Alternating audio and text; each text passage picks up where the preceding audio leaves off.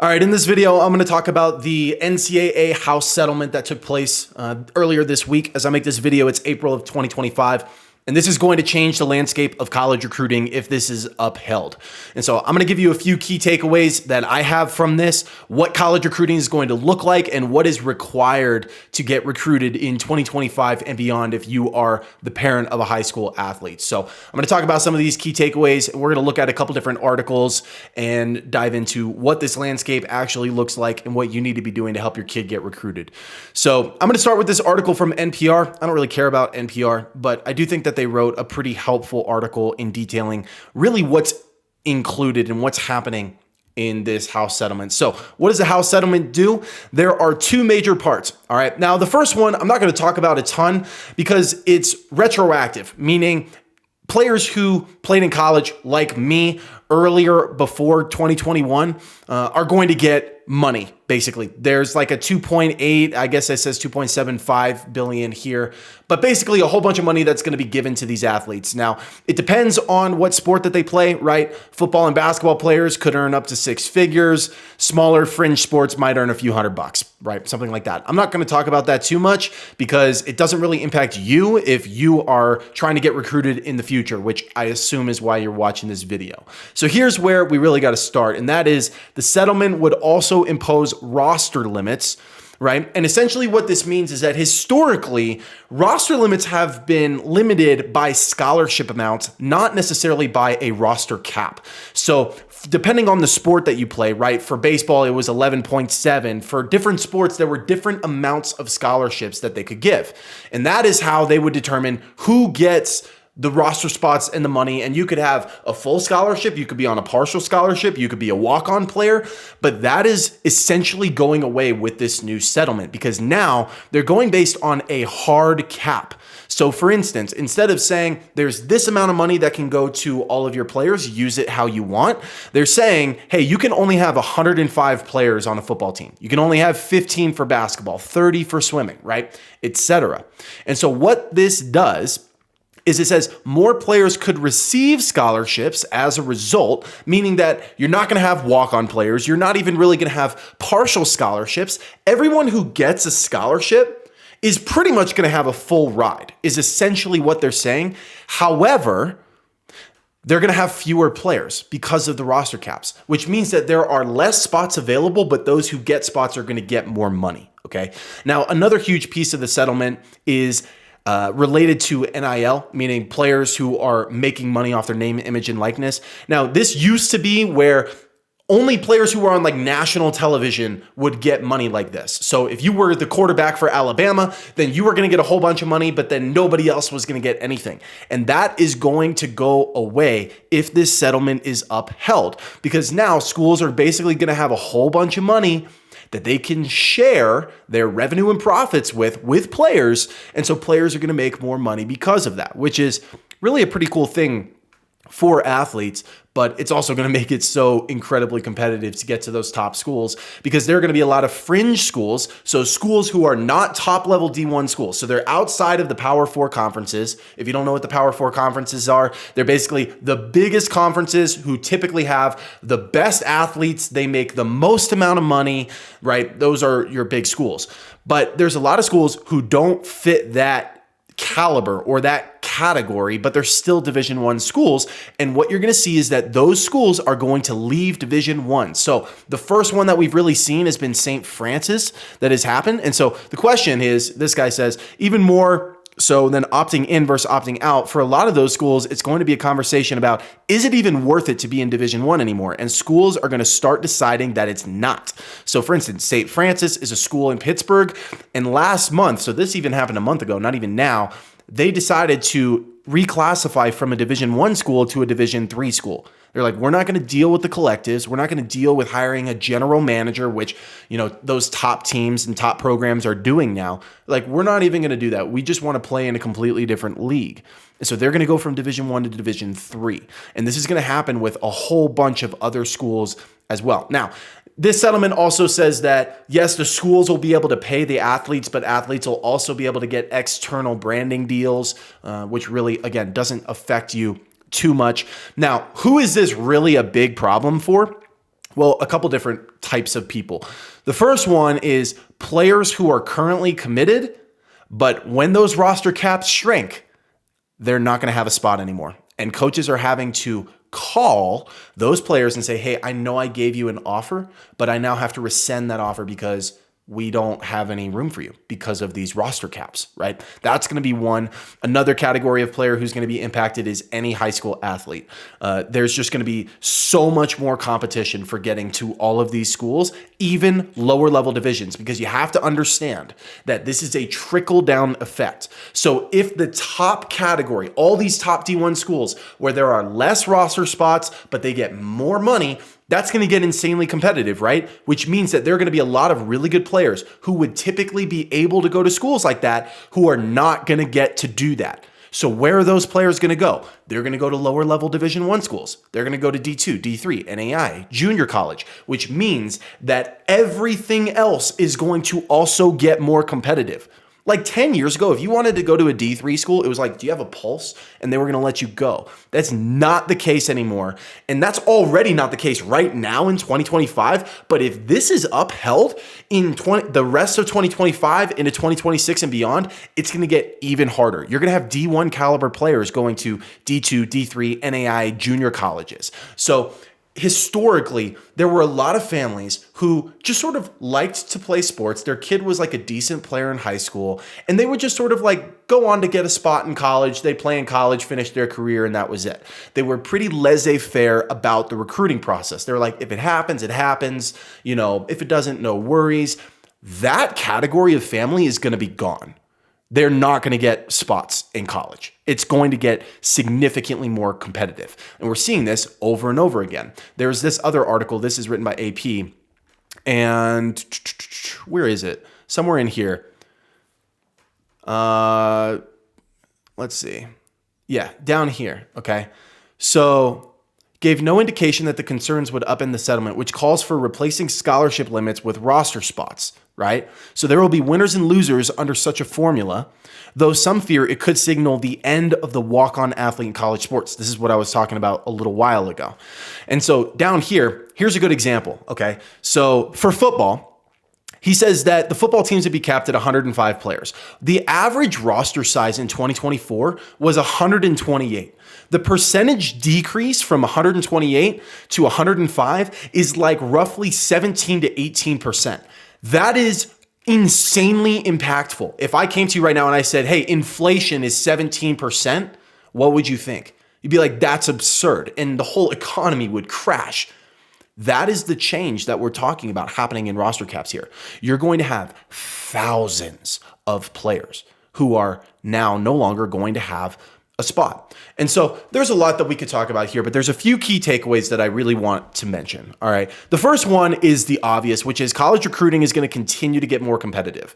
Already in the beginning of 2025, it's April right now, college recruiting is significantly harder than it's ever been. High school players are having to massively fight just to get an opportunity to play at the next level, let alone get a scholarship, go to their dream school, anything like that. This is only going to get worse. Because if you know anything about economics and supply and demand curves, when supply decreases, which is what's happening when you decrease the amount of roster spots on each team, then demand increases, right? So you lower roster caps, so less spots on each team, the demand's going to increase. But it gets worse because now those who are getting the spots are getting more rewards and they're more financially lucrative than they've ever been, which means that the demand doesn't just go up a little bit, the demand goes up a ton. And this is going to make it insanely hard to get recruited. And families are no longer going to be able to say, well, we're only interested in schools in, Florida, or we're only interested in schools in Georgia. You're going to have to expand geographically. You're going to have to expand the types of schools that you're interested in. You're going to have to completely change the way that recruiting has ever been done. And we've been doing this at D1 Scholarship for about a year and a half now. But more people are going to have to start doing this because you're just not going to get the results that you're looking for moving forward in college recruiting. So if you're laissez-faire about the process, if you're like, hey, we'll just sort of see what comes our way, families who do that in like later 2025 and beyond are going to get steamrolled. That's just what's going to happen. The second thing, some D1 schools will leave Division One. I mentioned this before. St. Francis was just the first. I think that there are going to be a lot of other schools who are also going to do this. Why play a game that you know you can't win? Is St. Francis ever going to be able to compete with Power Four conferences? Absolutely freaking not. And this is going to happen to mid-majors too, not just Power Four conferences. Because again, all the players who couldn't get to those Power Four conferences, where are they going to go? They're going to try to go to mid-majors. They're going to try to go to low-level D1s. And so a lot of these schools, I think you're going to have a lot of D1s that are going to move from D1 to D3 because they don't want to compete on collectives, right? You heard about this. This was like, 6 months ago, maybe you heard about Ohio State starting a collective and they'd raise tens of millions of dollars and all that kind of stuff. And now they're hiring GMs, right? I think Andrew Luck is now the GM or the president for Stanford football. He's not the coach. He's managing it like it's a professional organization. And so D1 could potentially even shrink a little bit, which again, what happens when you decrease supply? Demand increases.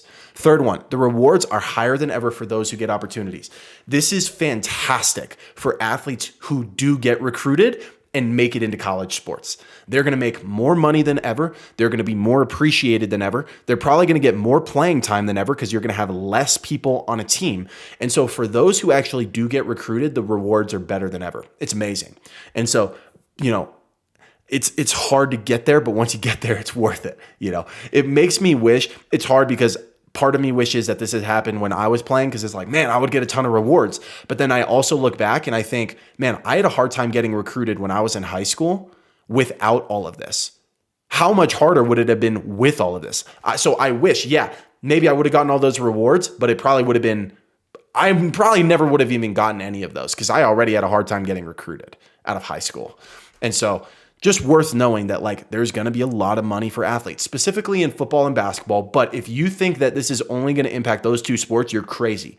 This is happening at every single sport, even fringe sports. You see that payout that's coming, right? The $2.75 billion or whatever that's going to be paid out retroactively to athletes prior to 2021, I think it is. They're not doing that because those players don't deserve it, right? They're not just handing out money willy-nilly. So they're doing that, which is an implication or it's implying that in the future, players in those sports are also going to be able to earn money, which is pretty cool. But it also makes it insanely competitive. Fourth one, give college coaches some grace. Listen, these guys and girls are trying to navigate the process just like you are. It is insanely hard to make decisions when you don't know your roster size in 6 months.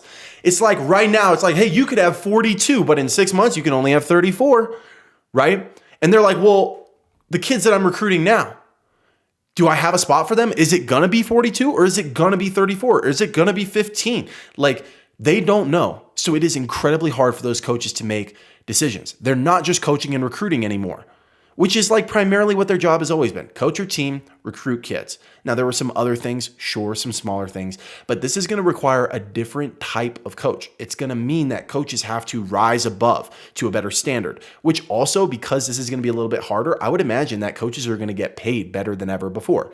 But it also means that the threshold for being good enough to be one of those coaches who is capable of doing that is also going to be higher than ever before. So these coaches are figuring this out just like you are. They did not ask for this. This was given to them, forced upon them. They're trying to figure this out. Give them grace, especially when they have to make hard cuts and decisions. There's somewhere in one of these, I can't remember which article it was, but someone mentioned, it might be in this one, how it's just really hard for coaches who have to, who have to cut players that they already gave offers to, right? And so it says she didn't want to rescind roster spots to recruits, but in the end, they kind of had to. So the coach advised this girl to not commit, even though they wanted her, and the girl hung up the phone and cried, right? This is just so incredibly challenging for coaches and players alike. And so give coaches some grace. They're doing the best that they can. Your job is to make it as easy as possible on them. The easier you make it for a coach to recruit your kid, the more likely they are to.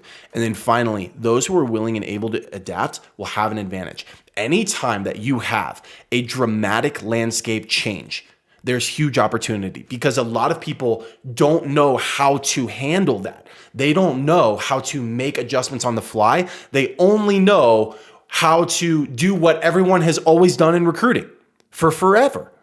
So families who are not able to adapt to that are going to get left in the dust. But what does that mean? It means that the families that can make sense of the chaos, who can adapt quicker, are going to have a huge opportunity. They're going to be able to capitalize on opportunities that they might not have had otherwise. So if you are able to do that, then there's probably some really green pastures ahead of you. But if you don't, if you're using the advice that has worked for decades that no longer works because of stuff like this settlement, it's going to be a long night for you. And so you have to be willing and able to adapt. You have to take recruiting seriously. Again, the way that I like to talk about this is like, if you get a scholarship that might be worth, $100,000 over the course of 4 years, which is not insane, by the way, right? With the rising cost of college tuition, college costs more than ever, but that also means scholarships are more valuable than ever. So getting a $100,000 scholarship is completely reasonable nowadays. And so think about $100,000. That is essentially like an annual salary, right? It's like an annual salary. Imagine the amount of work that you do to earn a $100,000 salary. A lot of work over the course of a year. That's essentially what you're doing in the recruiting process. That's what it's worth. And so it's a ton of work. It's insanely competitive, but it's also more worth it than it's ever been before. And so we are taking precautions and actions to make sure that we are staying up to date with all of this. Of course, I'll keep you updated. I'll make videos when any more info comes out about all of this. But you got to stay ahead of this stuff because it is going to be so insanely competitive. Families that start earlier, families that take this seriously, families that broaden their horizons and explore different schools, those are the families that are going to be rewarded. The families that stick to what they've always been doing, send 20 to 30 emails, post a little on social media, it's just not going to cut it anymore. So anyway, hopefully this has been helpful for you. If you're in the recruiting process, if you're the parent of a high school athlete and you want help navigating this process and staying ahead of the curve, there's a link in the description. You can schedule a call with us and we'll walk you through our program, what we've been doing. The results have been awesome. And so if that's of interest, you can go click that button. Otherwise, I will see you guys next time.